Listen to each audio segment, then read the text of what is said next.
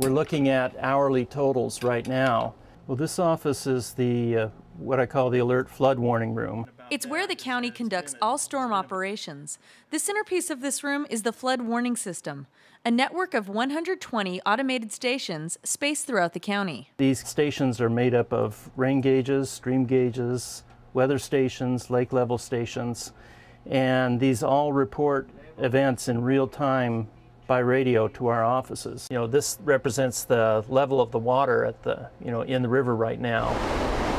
If they see levels that are getting dangerously high that could cause flooding, they'll contact the sheriff or roads department to close that road. And all this got started in 1968 when the flood control section put together a telephone telemetry rain gauge network. Very primitive by today's standards. The way we found out what the rain was doing around the county was that we would call up each rain gauge by telephone, and we'd listen to the number of clicks representing the amount of rain that's sitting in the rain gauge. And it would take us about 3 hours to figure out what was going on in the county.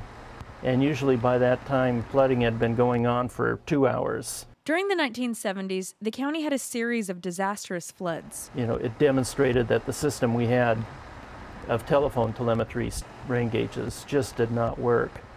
And so that's when we started looking for a better solution. That solution is the alert system. And this county was the first county in the country to go county-wide with the implementation of this flood warning system. So that's our claim to fame. What started here in 1982 with 26 rain gauges has increased to just about every county in the state having their own system.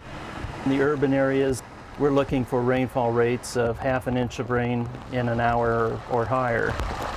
But in recent burn areas, the rainfall rates are much lower that can cause debris flow or flooding. If the storms get heavy enough to open up the Emergency Operations Center, then there'll be one of our representatives over there. I'll be here in the office. We'll be feeding information to the Emergency Operations Center to help them make decisions on what to do. With the information coming in all the time, the county can anticipate what's going to happen. Up to several minutes to an hour ahead of time. And that frequently gives us enough time to respond to these events as they're unfolding and be there on site ready to help. For CTN.org, I'm Suzanne Bartole.